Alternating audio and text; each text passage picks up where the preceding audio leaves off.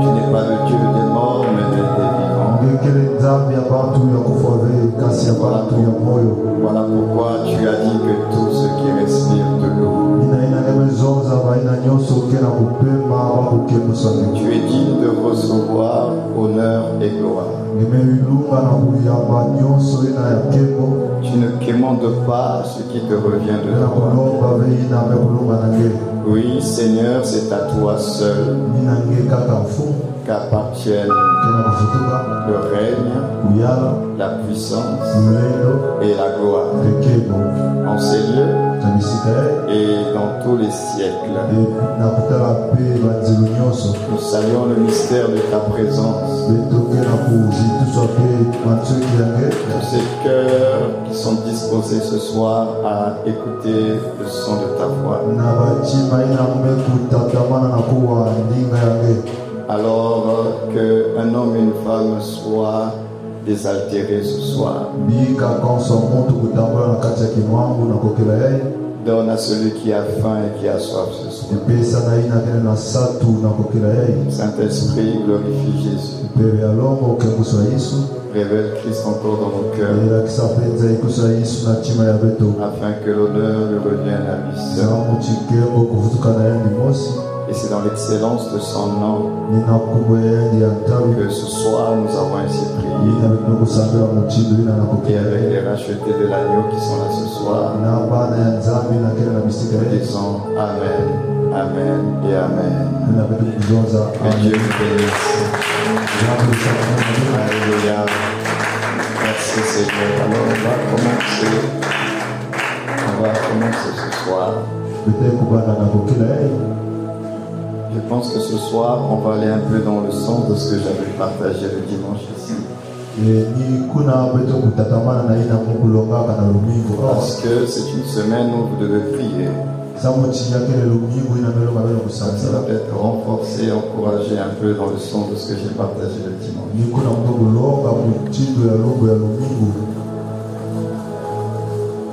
Et donc ce que j'aimerais nous rappeler ce soir, c'est, nous parlons d'identité. Mais l'identité, nous ne cessons de le répéter, elle se construit sur la base d'informations. En fait, ce n'est pas seulement une question d'identité, on se rend compte que la vie finalement elle-même, elle est faite, elle se bâtit sur des informations.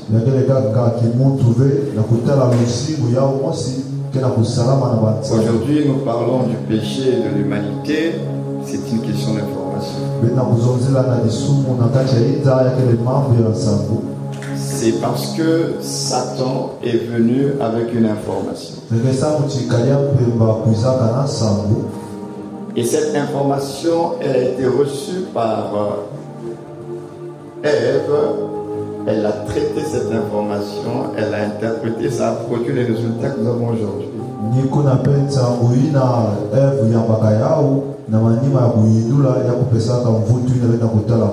Et l'ennemi de nos âmes, il sait justement comment fonctionne l'âme humaine.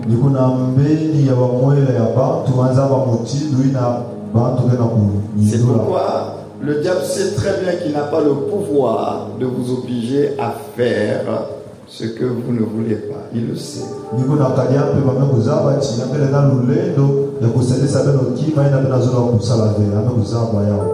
C'est pourquoi il va procéder par autosuggestion. En tout cas, il va vous donner des informations. Maintenant, il va se rassurer à ce que, dans tous les cas, il ne peut pas vous dire la vérité, que vous puissiez accepter ces informations comme si c'était la vérité.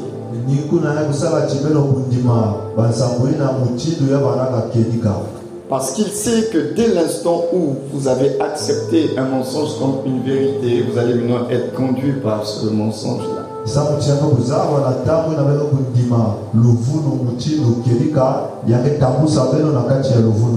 Et c'est là où vous allez engager votre libre arbitre et c'est pas lui qui vous a forcé à le faire.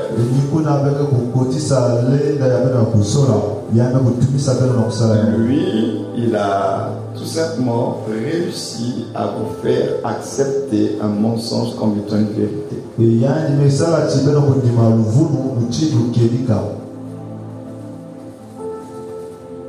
Voilà pourquoi ces derniers temps, le Saint-Esprit est en train de m'interpeller, je suis en train de vous interpeller en même temps sur la question d'information.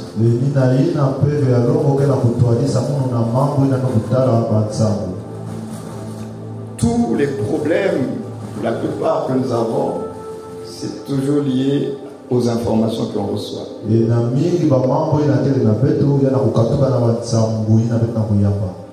Et malheureusement, pour beaucoup d'entre nous, quand vous recevez les informations, vous n'avez pas toujours la maturité de bien les traiter. Et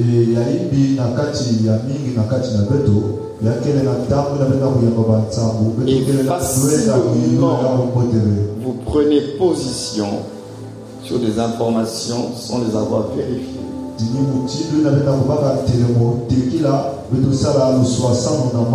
Vous vous basez sur la personne qui vous a donné l'information. Oui, c'est parce que c'est un tel qui a dit oui, je crois comme c'est un tel qui a dit oui. Et souvent on le fait. Et sans s'en rendre compte, on prend part, on participe au péché d'autrui.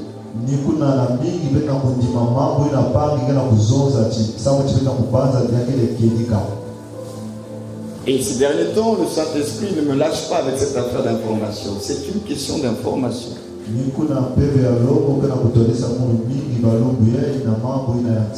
Certaines de nos attitudes, de nos comportements, c'est parce que tu as reçu une information. Certaines de nos réactions, c'est parce que tu as reçu une information. Et l'information, tu vas la recevoir à travers deux portes principales, tes yeux et tes oreilles. Voilà pourquoi le chrétien doit faire attention à ce qu'il regarde et à ce qu'il entend.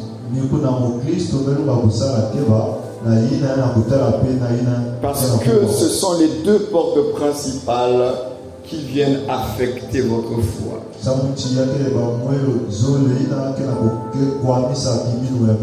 Parce que autant la foi vient de ce qu'on entend, mais la foi vient aussi de ce que vous avez vu faire de Dieu dans votre vie.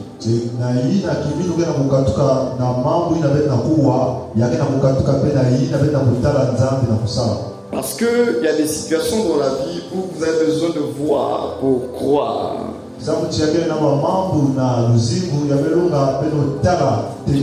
Du moins, quand on voit, ça renforce la croyance. Donc le voir, c'est meilleur que le entendre. Donc les deux participent à la construction ou à la destruction de la foi, ce que vous voyez, ce que vous entendez.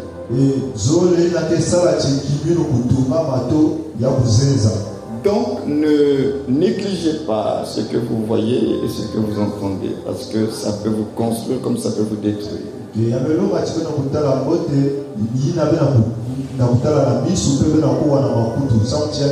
Voilà pourquoi faites extrêmement attention avec les informations.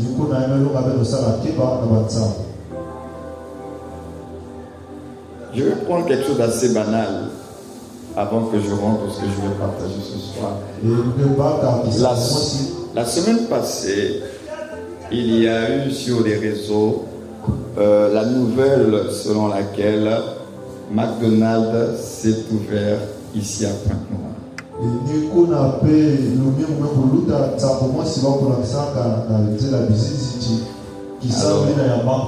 McDonald's est quand même une grande chaîne de restauration rapide.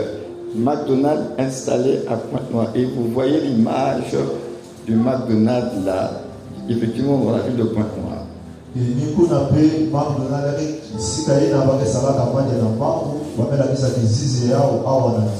Cette image au premier abord était tellement réaliste qu'au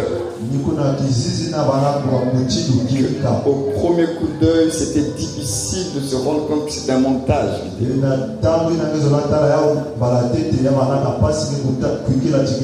Et là ça a commencé, la nouvelle a commencé à se répandre un peu partout.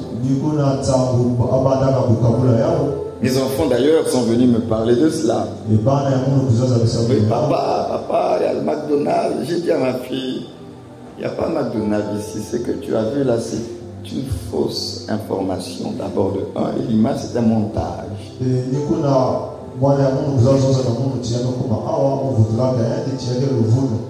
Et j'ai dit à ma fille, tu penses vraiment que McDonald's au Congo, qui se trouve en Afrique centrale, va ouvrir et c'est pas médiatisé?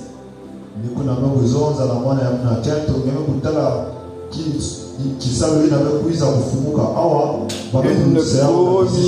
en Afrique centrale, on va avoir un McDonald's ici au Congo. Et puis on n'en parlera pas dans les journaux. J'ai dit, c'est une fausse information.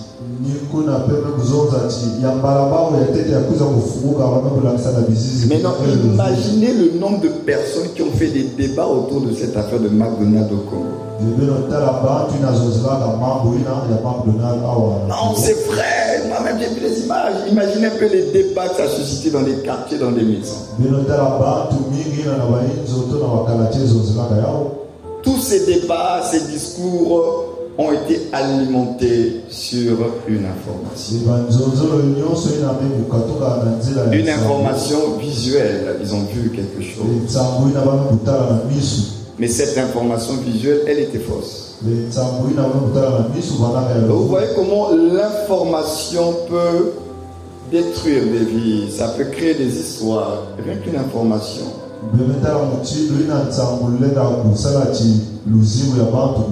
Parce que l'information peut être bonne comme elle peut être fausse.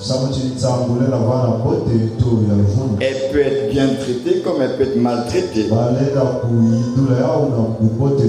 Bien plus encore, elle peut être mal interprétée. C'est le problème, encore une fois, de l'information. Voilà pourquoi faites attention, parce que le monde dans lequel vous vivez, c'est un monde d'information. Maintenant, nous avons parlé d'identité en Christ. Et par rapport à la question d'identité, je vous avais dit que l'identité se communique.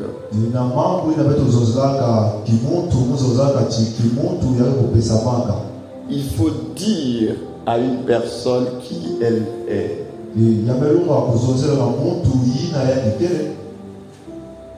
Il faut du moins réveiller sa conscience sur ce qu'elle est. En réalité, quand vous dites ce qu'elle est, vous ne faites que réveiller juste sa conscience sur ce que la personne elle est déjà.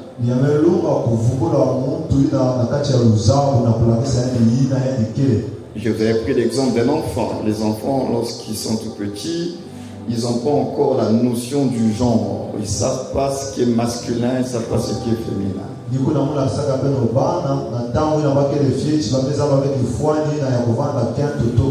Mais pourtant, lorsque l'enfant garçon, il naît, il est garçon avec toute la constitution d'un homme. Mais lui ne sait pas qu'il est homme. Il ne le sait pas.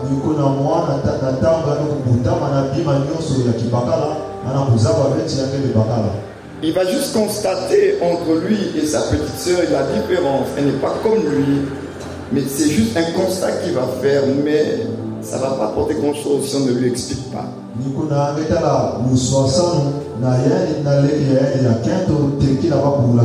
Si on ne lui explique pas la différence, pourquoi tu es différent de ta sœur?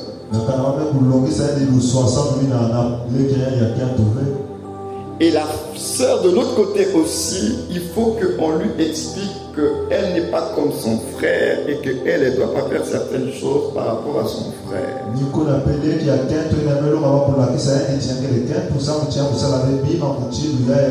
Pourtant, elle est née fille, avec tous les organes fille, Mais il faut lui expliquer comment elle doit se comporter, comment elle doit être, sinon elle ne saura pas.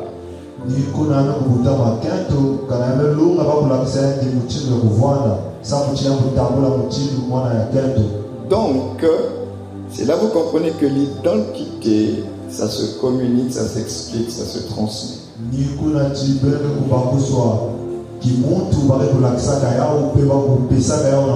Et c'est la même chose pour nous qui sommes en Christ.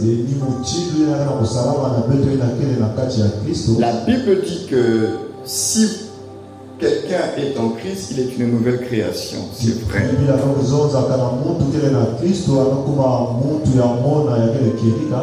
La Bible dit qu'à tous ceux qui l'ont reçu, à ceux qui croient en son nom, elle a donné le pouvoir de devenir enfant de Dieu. C'est vrai.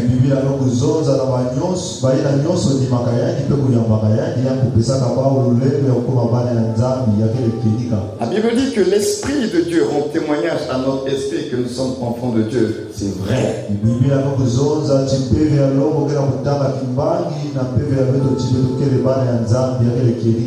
Mais nous allons devoir apprendre à vivre, à marcher, à parler comme un enfant de Dieu.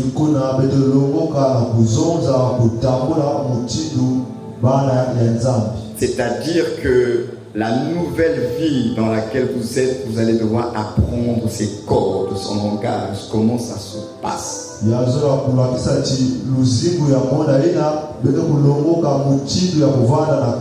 Parce que si vous ne comprenez pas le nouvel environnement et ce que vous êtes devenu, vous n'allez pas jouir pleinement de votre identité en Christ.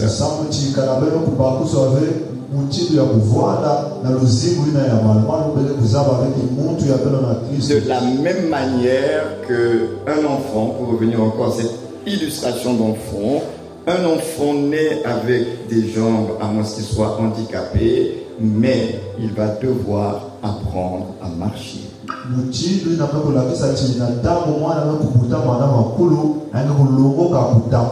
Un enfant naît avec une bouche pour manger, mais également pour communiquer, parler. Il va devoir apprendre à parler. Et vous allez voir que l'enfant qui est tout petit, c'est son environnement qui va le façonner, ce qu'il va voir et ce qu'il va entendre.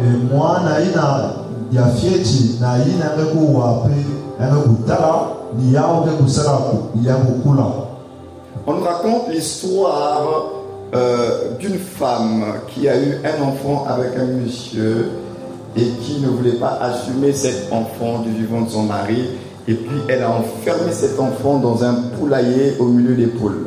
Je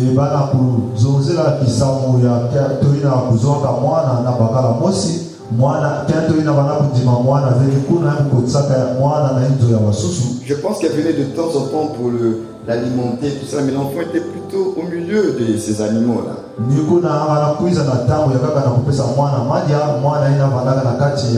Et après la mort du mari de cette dame, quelques mois après, je pense, les enfants de cette dame vont retrouver dans cet hangar-là cet enfant, parce qu'ils vont entendre un bruit et puis ils vont chercher à savoir mais qu'est-ce qui se passe à l'intérieur. D'une soir après, ce que je vous dis.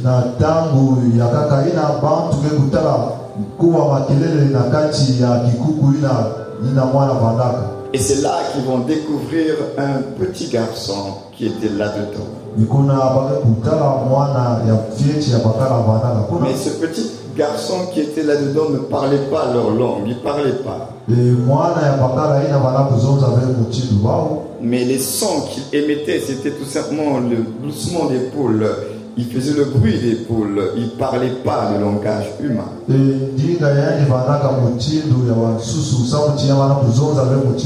Parce que durant toutes ces années, cet enfant n'était au milieu que de ces animaux-là. Donc, il n'avait pas une autre influence que l'influence de son environnement. Pourtant, c'était un être humain avec la capacité de parler. Mais il ne parlait pas notre langage, il parlait le langage des poules. C'est l'environnement qui l'a façonné comme ça. Et Et vous connaissez tous aussi l'histoire, je ne sais pas si c'est imaginaire, de Tarzan, l'homme singe. Il a été élevé par les singes, donc il vivait, se comportait, se voyait comme un singe.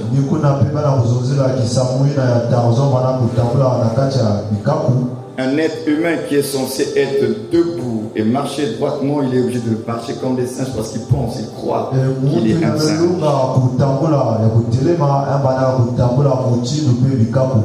Là, nous sommes en train de traiter une question qui est très sérieuse sur l'identité, parce que si vous ne comprenez pas ça, vous serez des chrétiens nés de Dieu, mais vous n'allez pas avancer comme des chrétiens nés de Dieu.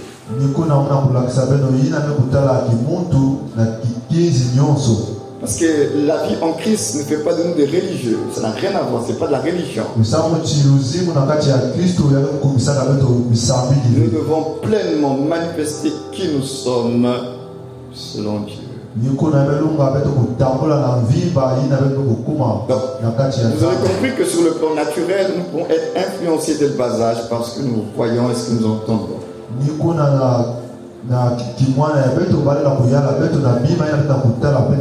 Voilà pourquoi en Christ nous avons besoin d'entendre la parole de Dieu. Qu'est-ce que Dieu dit? Parce que je vous l'avais dit et je vais encore insister ce soir, c'est je suis qui donne l'identité à tu pour que tu puisses dire je suis.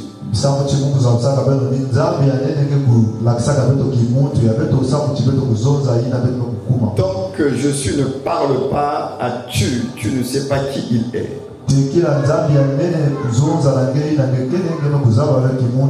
Tu sauras qui il est quand je suis, lui dira tu es ceci.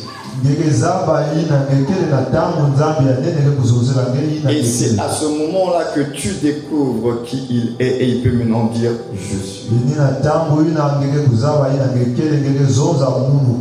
En réalité, notre je suis, nous le proclamons sur la base de la révélation du grand je suis.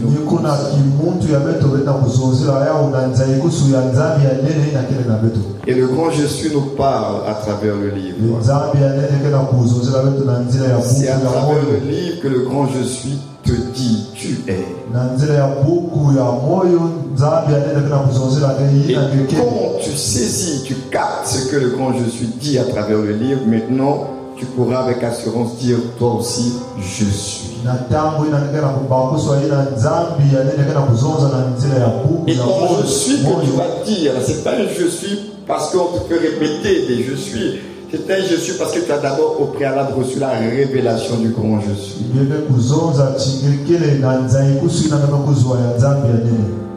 Tu as pris, tu as capté ce qu'il a dit te concernant et tu parles cela. C'est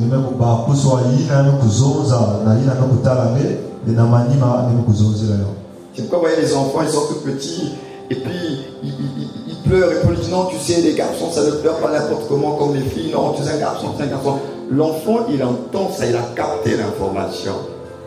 Donc pour faire certaines choses, il va se souvenir, mais on lui a dit que les garçons ça ne pleurniche pas, il ne va pas pleurnicher. On a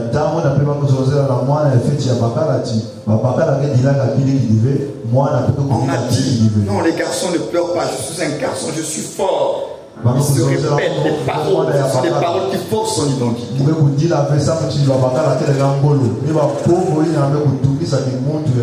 Donc ça veut dire que l'enfant, vous pouvez soit le conduire dans la bonne direction avec les bonnes paroles, comme vous pouvez conduire dans la mauvaise direction avec les mauvaises paroles.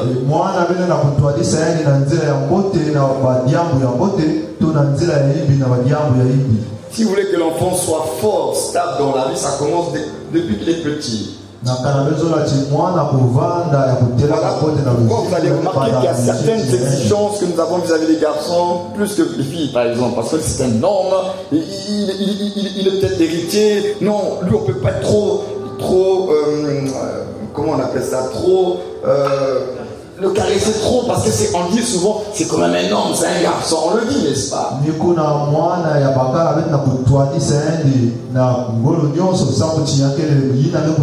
Parce qu'on se dit que si on ne le fait pas, si on ne lui dit pas, cet enfant demain en grandissant peut être un adulte, mais une vraie catastrophe pour la société.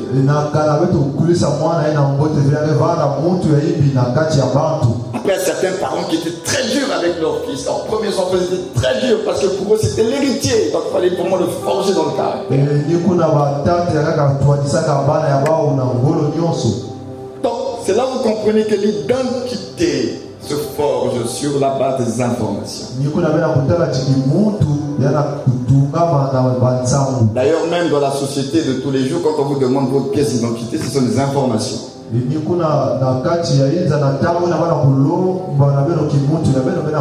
Quand on veut connaître qui vous êtes, vous allez devoir fournir des informations. Non,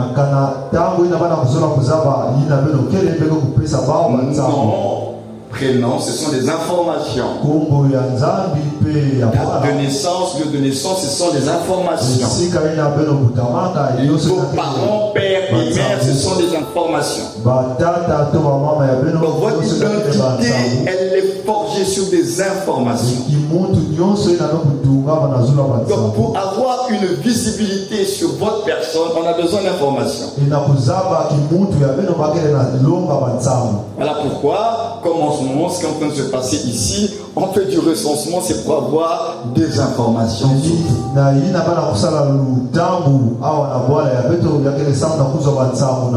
Ça permet d'avoir une vision claire de la personne que vous êtes. Les informations.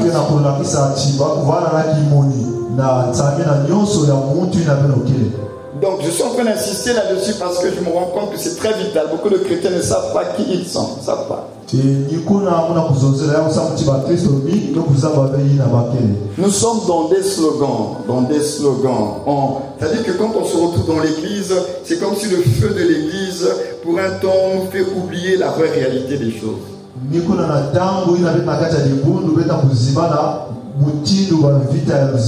Mais après, chacun de vous, lorsque vous sortez de cet environnement-là, vous-même vous savez comment vous vivez, comment vous vous comportez, vos peurs, vos craintes, vous-même vous savez. Même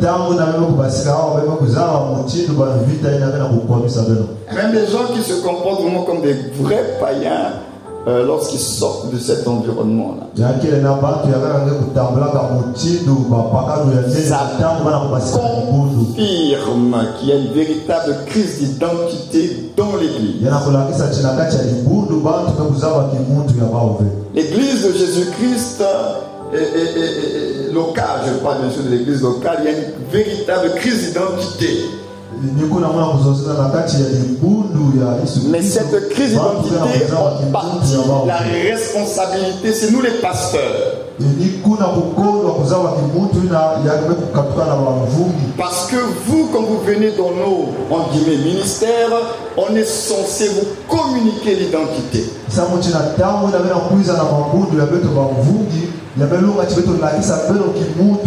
Et votre identité, c'est pas par rapport au pasteur, c'est l'identité de Christ. On doit vous communiquer Christ. Le problème, c'est que si Christ n'est pas révélé dans l'église, ça va être difficile pour vous de vivre comme Christ. Parce que ce Christ-là, on n'en parle pas assez dans l'église, il est comme un inconnu dans l'église. On parle de beaucoup de choses et moins de lui. Comment vous voulez manifester son caractère et sa vie si vous ne parlez pas de lui? C'est pas une affaire, c'est comme le dimanche, j'avais parlé de la sanctification. Vous savez, il y a des choses dont nous disons, c'est pas une affaire de bon, lui c'est son message, c'est pas une question de lui c'est son message, c'est ça qui est le message. Il n'y a pas de prédicateurs qui disent bon, la sanctification c'est son message. Non, nous devons annoncer l'évangile. Et quand on annonce l'évangile, ces choses-là sont des résultats. On va dire, bon,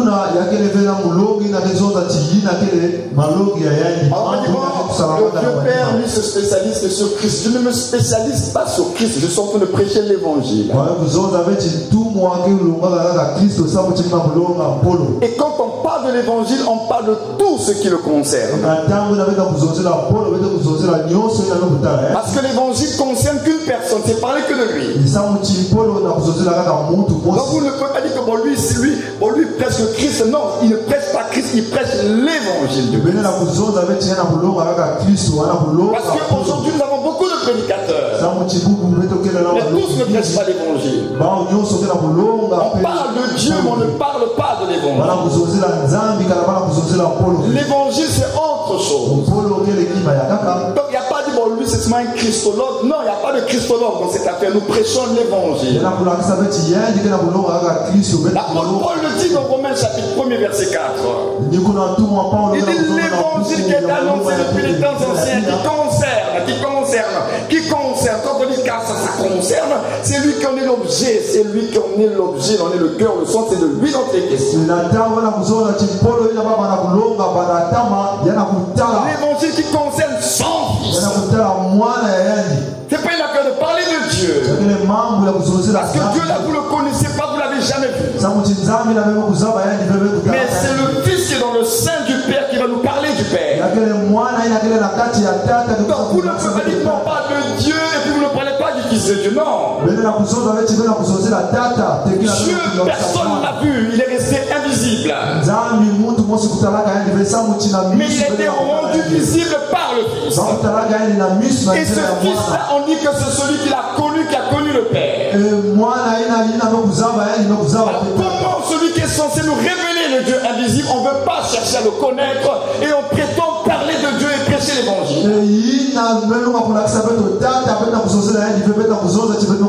Comment peut-on prêcher l'évangile sans le Fils de Dieu? On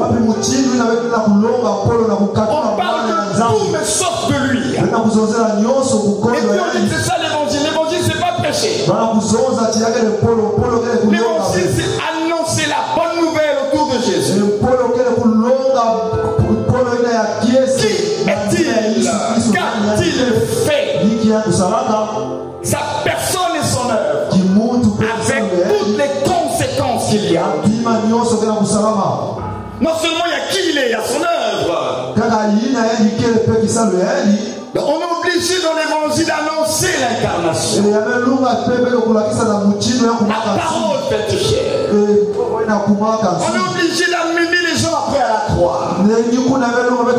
Pourquoi il était crucifié? Après il faut amener les gens à la mort. Pourquoi il devait mourir?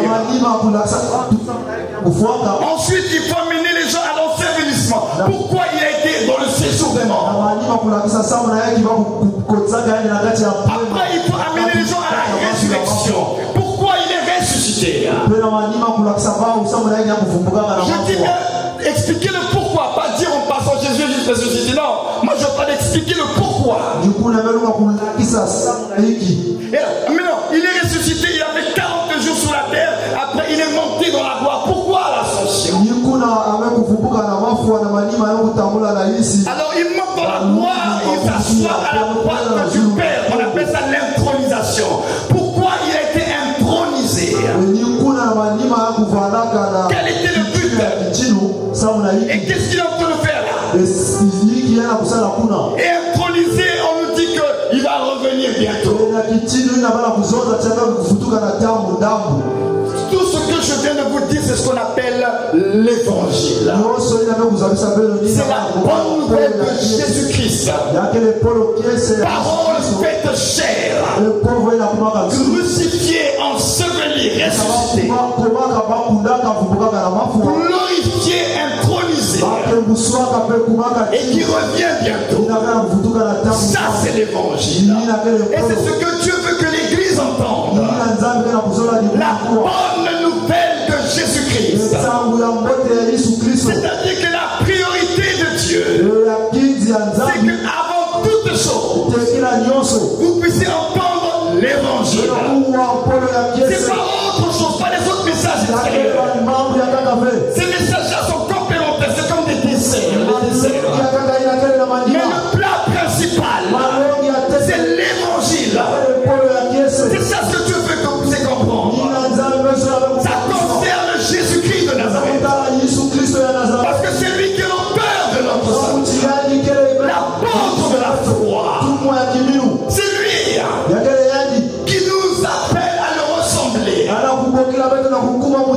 Et c'est par lui que nous serons dans la gloire du Père. Il est incontournable. Mais non, on oublie Jésus, on est non pas dans les desserts, non, le plat principal, le plat de résistance, c'est l'évangile.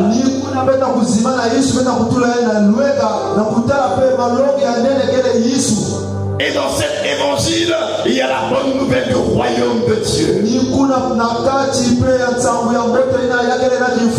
cet évangile, nous allons parler de la grâce de Dieu. Voilà pourquoi lorsque la Bible parle de l'évangile, elle nous donne plusieurs connotations. Évangile de la grâce, évangile du royaume, évangile de Dieu, évangile de Jésus-Christ. Tout ça, c'est l'évangile.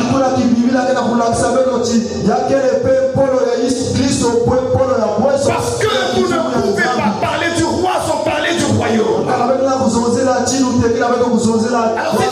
si Jésus est le roi, on ne peut que parler du royaume. Et une chose est certaine, c'est que le royaume ne précède pas le roi. C'est le roi qui donne un sens au royaume.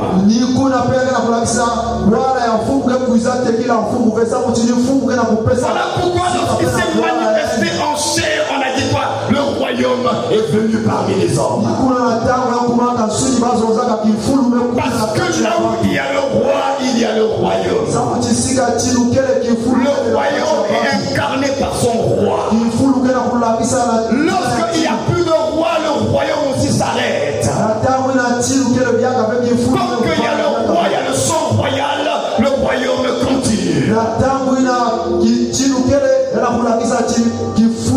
Donc quand on parle de Jésus, on parle du roi des rois, le Seigneur. Donc on parle du royaume.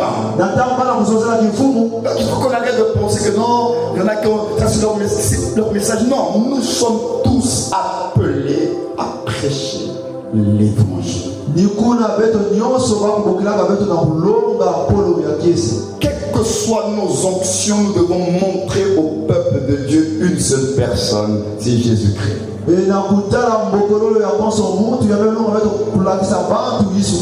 Que l'on soit apôtre, prophète, évangéliste, tous ces titres-là, notre mission c'est de présenter Jésus. Chacun selon sa grâce. Et la finalité c'est que Christ doit être révélé. L'apôtre va révéler Christ d'une certaine façon. Le prophète va révéler Christ d'une certaine façon. Le docteur va le révéler d'une certaine façon. Mais une chose est certaine, la finalité de tout, c'est que Christ, Jésus doit être révélé dans l'Église. Si ce n'est pas fait, cette église-là n'est pas son église. C'est un rassemblement mais qui n'est pas église selon Dieu. Parce que la fondation de l'église, c'est la révélation de Jésus-Christ. Il a dit que tu es heureux, Pierre, si mon fils de Jonas. Qui ont révélé cela. C'est mon père. C'est mon père qui est dans les cieux. Tu es Pierre, et sur cette pierre, donc tu es Pétros, sur cette pétra, je bâtirai mon église. Donc tu es Pierre, sur ce roc, cette révélation, je bâtirai mon église. Donc vous comprenez que l'église est bâtie sur la révélation.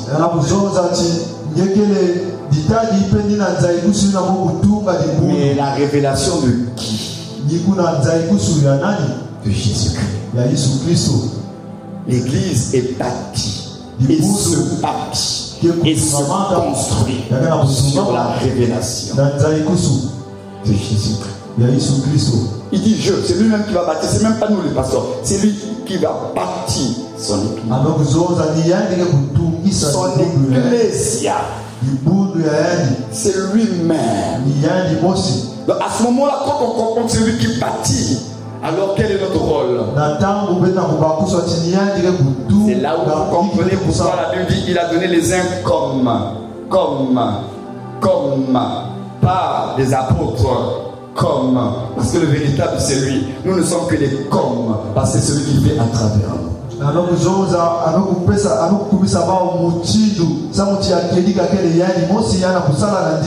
Pas de vrai apôtre. Le vrai apôtre c'est Jésus. Le vrai prophète c'est Jésus. Le vrai docteur, pasteur c'est Jésus. Nous autres là on est des comme. Il a donné comme. Parce que le véritable c'est lui. Nous on n'est qu'une image comme. Donc quand on a compris cela, alors on comprend que nous on n'est que des vases et c'est lui qui fait l'œuvre à travers nous.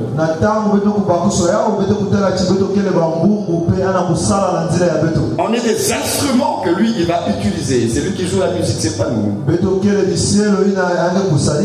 Il connaît le rythme. Il connaît la mélodie. Il connaît la gamme. Il connaît les paroles de la chanson. Toi et moi, on n'est que des instruments. Tout le reste, la Bible connaît tout. Il connaît le titre de la chanson. Il connaît le rythme de la chanson de ta vie. Il connaît dans quelle gamme il va chanter la chanson de ta vie. Il connaît les accords de la chanson de ta vie. Donc, quand tu as compris cela, on est heureux de célébrer Jésus pour ça. C'est pourquoi je suis en train de dire que aujourd'hui, c'est triste, mais c'est une réalité malheureusement. Jésus est comme un inconnu dans l'église. Il me l'a dit, j'ai entendu la voix de Dieu en 2016, j'étais à Mohamedia, j'ai entendu sa voix, il me l'a dit. Je me promenais dans la rue, il me l'a dit. Il dit, tu sais pourquoi mon peuple ne me fait pas confiance? Il dit, parce que je suis comme un étranger au milieu de mon peuple. Il dit, mon peuple connaît mon nom, mais mon peuple ne connaît pas qui je suis. Il me l'a dit en 2016. Et quand j'observe les églises, je me rends compte que c'est vrai, Jésus est comme un inconnu dans l'église. C'est juste un nom que nous prononçons, un nom que nous chantons. Mais il est bien plus qu'un nom, c'est une personne. Il me l'a dit. Je suis comme un étranger au milieu de mon peuple. Et cela vient confirmer la parole d'Apocalypse. Il dit, je me tiens derrière la porte et je frappe. Il est en train de frapper la porte de son église. Comment il a fait pour se retrouver dehors? Nous on a utilisé ça pour évangéliser les païens. Jésus se tient à la porte de ton cœur et vous dites aux païens, vous devez ouvrir votre porte du cœur pour que Jésus rentre. Mais le texte d'Apocalypse ne concerne pas les païens, ça concerne l'église.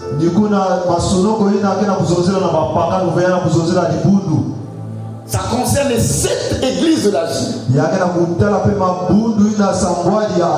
c'est pas un message pour les païens. Il est en train de dire à l'église, je suis derrière la porte, je frappe et j'attends qu'on ouvre la porte.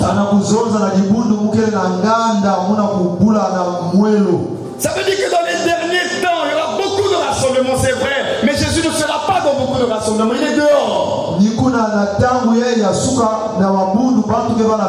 Comment il est dehors, celui qui est censé être la tête du corps de l'église? Il est dehors et il frappe à la porte.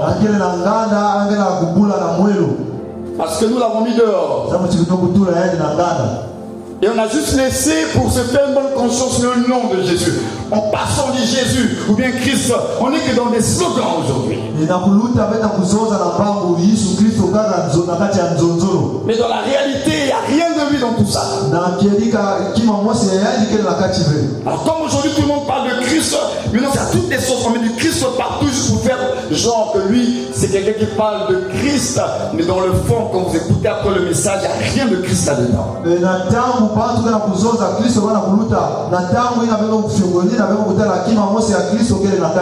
Il est comme un étranger dans l'église. C'est pourquoi lorsqu'on parle de lui, vous êtes tous là avec des gros yeux ouverts. C'est comme si on est venu vous parler de quelqu'un d'autre. Mais non, c'est pourquoi j'avais dit que la responsabilité ce sont les pasteurs. On doit vous parler de Jésus.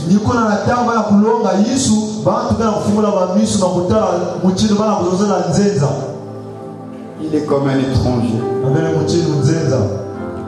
Et pourtant votre Bible dit tel il est. Tel nous sommes dans le monde. Vous n'avez pas d'autre modèle, vous n'en avez qu'un seul. Je le répète, Dieu n'a pas plusieurs images. Dieu n'a qu'une image, mais il a plusieurs formes. Ne confondez pas les formes de Dieu avec l'image de Dieu. Je répète, ne confondez pas les formes de Dieu avec l'image de Dieu. Dieu n'a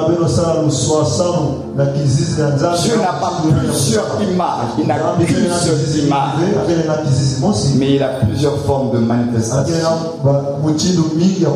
Et l'image du Dieu invisible, c'est le Fils. Dieu n'a pas plusieurs images, il n'en a qu'une seule.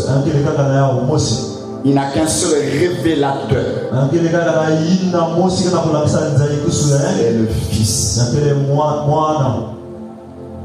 En dehors du Fils, nous avons ce qu'on appelle les formes de Dieu. Moïse a vu une forme de Dieu.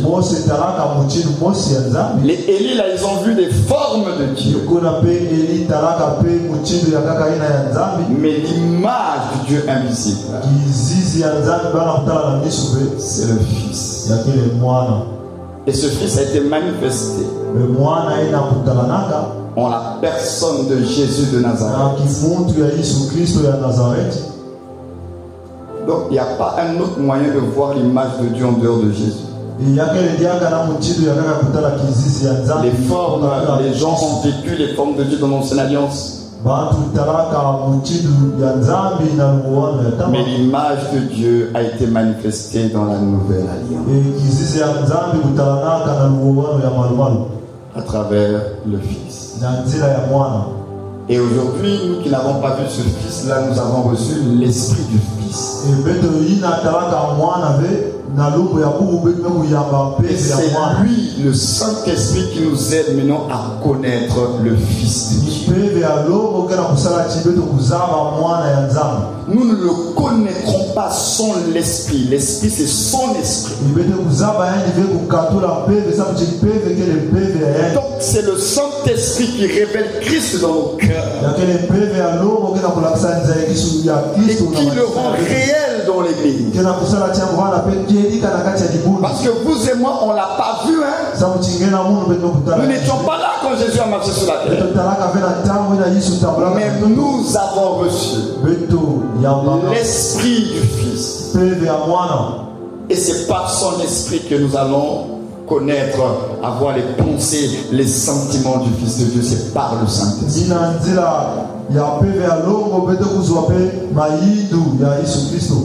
Et c'est pourquoi on dit quoi? Que Le témoignage de Jésus, c'est l'esprit de la prophétie. Donc il arrive, il rend témoignage de Jésus. Il ne peut pas être en un endroit et que Jésus ne soit pas mis en avant. C'est pas possible. Là où il y a le Saint-Esprit en mouvement, Jésus est révélé. S'il y a soi-disant un mouvement de l'esprit et que Jésus n'est pas révélé, sachez que ce n'est pas le Saint-Esprit. Parce que Jésus a dit que quand il viendra, il ne parlera pas de lui-même. Il dit quand il viendra, il me glorifiera. Il vous rappellera mes paroles. Il vous conduira dans toute la vérité parce que Jésus a dit je suis la vérité. Donc en réalité, là où il y a le Saint-Esprit, Jésus est révélé. C'est pas possible qu'on dise qu'il y a un mouvement de l'Esprit, il n'y a pas Jésus qui est révélé. Non. Je répète ce soir, là où le Saint-Esprit est en mouvement, Jésus doit être révélé. Parce que là où il y a le Saint-Esprit, il n'est pas là pour faire sa propre publicité. Là où il y a le Saint-Esprit, il va révéler le Fils de Dieu. Jésus nous avait déjà prévenu à l'avance. Il dit quand il viendra, il ne parlera pas de lui-même. Donc on ne peut pas avoir un autre évangile. Le Saint-Esprit parle la parole de Jésus. Le Saint-Esprit révèle les pensées de Jésus. On ne peut pas dire aujourd'hui que j'ai reçu ma révélation de l'Esprit et puis cette révélation a contredit les Écritures. C'est pas possible. Parce que les Écritures, c'est lui-même qui a soufflé cela. Il est l'auteur des Écritures. C'est lui qui a soufflé dans l'Esprit. Donc tu peux pas dire oui, ça c'est ma révélation. Nous sommes en 2023. Dieu m'a donné l'Esprit, m'a donné une révélation. Quelle révélation tu vas recevoir de l'Esprit et qui vient contredire la révélation de l'Écriture? Je répète ce soir, là où il y a le Saint-Esprit en mouvement, Jésus doit être révélé. Son caractère doit être révélé. Sa vie doit être révélée. Ses vertus doivent être révélées. Son cœur doit être révélé. Mais on ne peut pas dire qu'il y a le Saint-Esprit en mouvement quelque part. Au lieu qu'on se rapproche de Jésus, on devient très orgueilleux.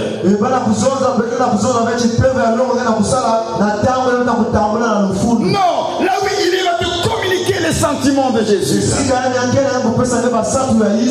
Il va te communiquer les pensées de Jésus. Parce qu'il va t'annoncer la vérité.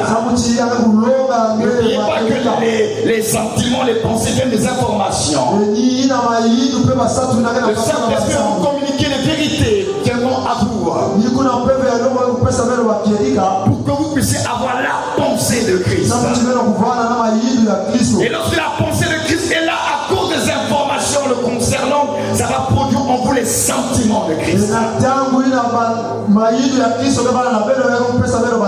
Et quand les sentiments de Christ remplissent vos vies, vous allez manifester le caractère de Christ. Mais ça commence d'abord par l'information. Quelle vérité avez-vous reçue? C'est une question d'information. Quelle vérité vous avez reçue? Quand vous priez, vous méditez, vous recevez quoi dans l'esprit? Quelles sont les paroles qui alimentent votre homme intérieur? Parce que le Saint-Esprit, il parle la parole. Il ne peut pas parler autre chose que la parole. Donc si ce n'est pas lui qui parle, on le saura à cause des résultats de ta vie. On ne peut pas tromper. C'est-à-dire que nos attitudes, nos réactions, nos comportements, ce sont les moyens qui prouvent à suffisance on est connecté à quelle source. Je vous dis la vérité, on ne peut pas tromper Dieu. Donc, au contraire, on doit s'examiner et dire, hey, mais ma vie là, je produis quel genre de fruits?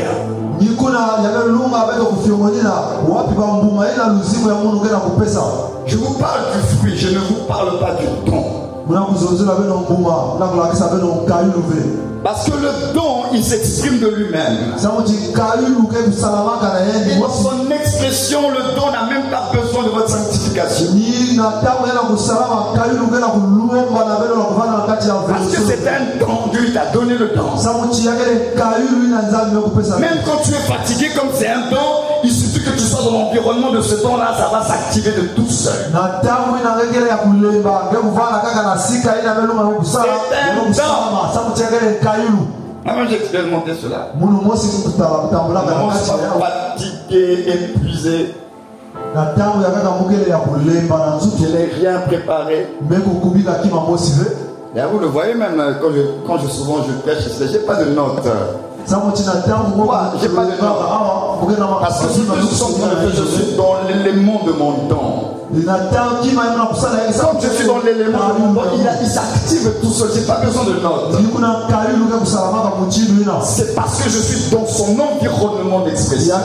Donc même si je suis fatigué, épuisé, il suffit que quelqu'un m'appelle pour me dire oui mais voilà, j'ai besoin, est-ce qu'on peut échanger sur tel verset, tel passage, je ne comprends pas.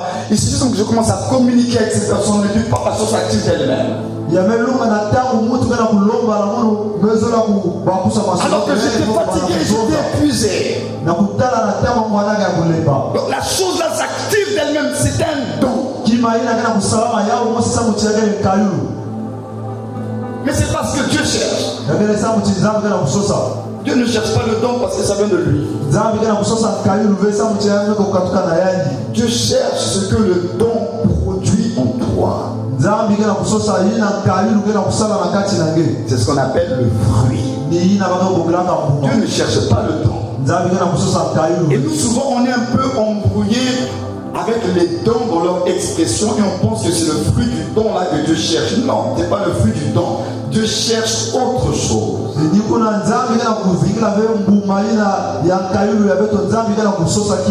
Le fruit du don, c'est son expression. Le don en train de se manifester et puis les gens voient bien que tu es en train de les bénir. Ça, c'est l'expression du don, c'est son fruit.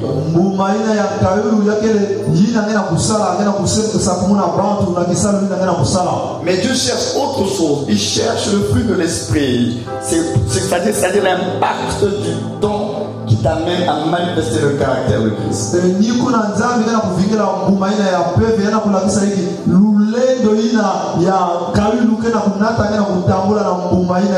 Voilà pourquoi vous allez comprendre qu'il y a des gens, ils sont, surtout je prends le cas, surtout les hommes de Dieu, surtout ceux qui sont visibles là, ils vivent brûlés dans le péché.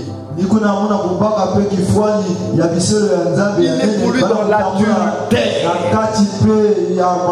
Mais quand il est dans le périmètre de son exercice là, ça se manifeste.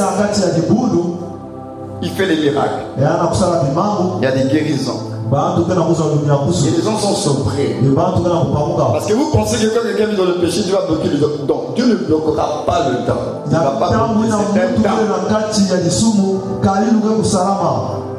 Mais on a tous un rendez-vous. Quand le Seigneur reviendra, Dieu nous demandera nous à chacun de nous rendre des comptes. Et c'est là comme dit la Bible, beaucoup diront Seigneur, n'avons-nous pas prophétisé en ton nom? Seigneur, n'avons-nous pas prêché en ton nom? Chasser les démons en ton nom? Guérir les malades en ton nom? Il dit, arrière, éloignez-vous de moi, je ne vous connais pas, vous qui commettez l'iniquité. Ça veut donc dire, quand vous lisez une telle parole de Jésus, elle est très grave et très sérieuse. Ça veut dire qu'on peut prêcher sérieusement, manifester la puissance de Dieu sérieusement, tout en vivant dans l'iniquité. Ça doit nous interpeller, c'est ce que Jésus est en train de dire. J'espère que vous avez vu les résultats de vos prophéties. Vous avez vu les résultats, vous avez chassé les démons. Mais en même temps, vous êtes dans le péché. Et moi, je ne veux pas de vous. Donc à partir de là, ne soyez pas impressionnés par les les miracles. Qu'on ne vous impressionne pas par les miracles, mais par l'onction. C'est le témoignage de la vie de la personne, le fruit qu'elle dégage. Mais ce fruit-là ne doit manifester que l'image d'une seule personne, c'est-à-dire Jésus. On doit retrouver c'est la personne, les sentiments de Christ.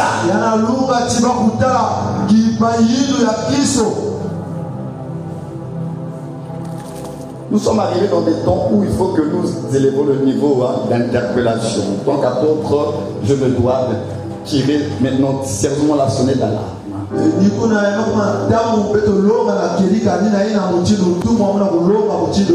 Ramener l'église à Jésus. Parce que il y a maintenant trop de distractions. Nous reviendrons sur cette thématique que nous allons partager en 2018, la crise de Christ et le commerce de Jésus.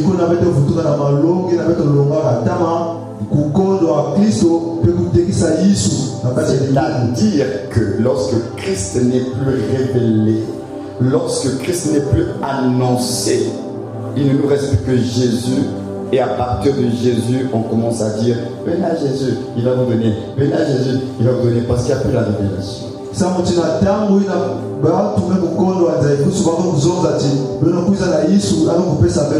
Je vous dis la vérité, quand Christ est révélé, il va vous communiquer ses sentiments.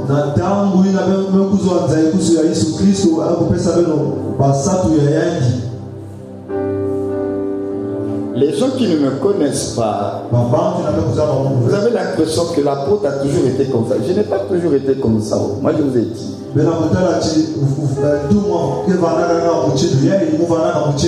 En France, là, avant que je me convertisse, j'étais allé cambrioler dans un supermarché. Je me suis retrouvé au poste de police avec mon ami de la Côte d'Ivoire.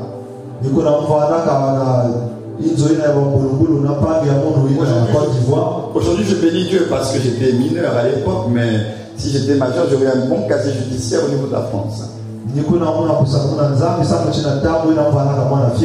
Dans ma rébellion là, déjà on avait volé dans les supermarchés, bon ça c'était normal, là, quand on est en banlieue on vole là, dans les supermarchés.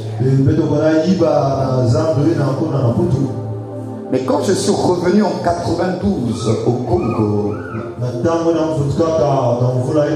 je suis revenu avec un état d'esprit de rebelle. J'étais très rebelle. Et dans ma rébellion, là, je me suis percé les deux oreilles. Là, vous voyez. J'avais deux boucles d'oreilles. Mes parents avaient peur de moi parce que j'étais un garçon rebelle et très agressif à cause de tout ce que j'avais vécu en France. Donc quand Jésus s'est révélé à moi et que mes parents, qui sont les premiers témoins de ma conversion, ont vu ce changement, ils ont dit à mes pasteurs, vraiment votre Dieu là, il est Dieu, parce que cet enfant-là, on pensait qu'on l'avait déjà perdu. Quand vous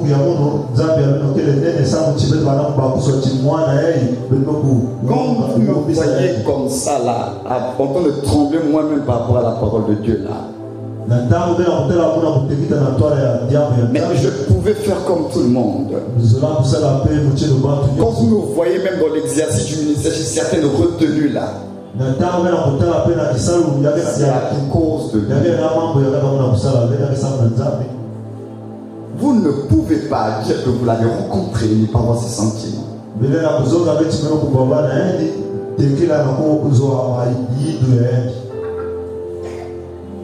On est entouré des gens qui ont beaucoup de problèmes, des souffrances. Quand tu as le cœur de Jésus, tu as un cœur pour aider les gens. Tu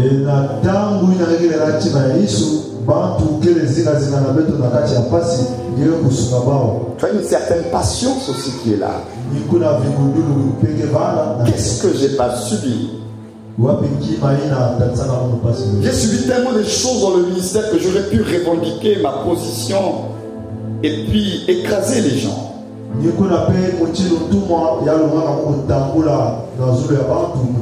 Mais c'est pas comme cela que j'ai appris Christ.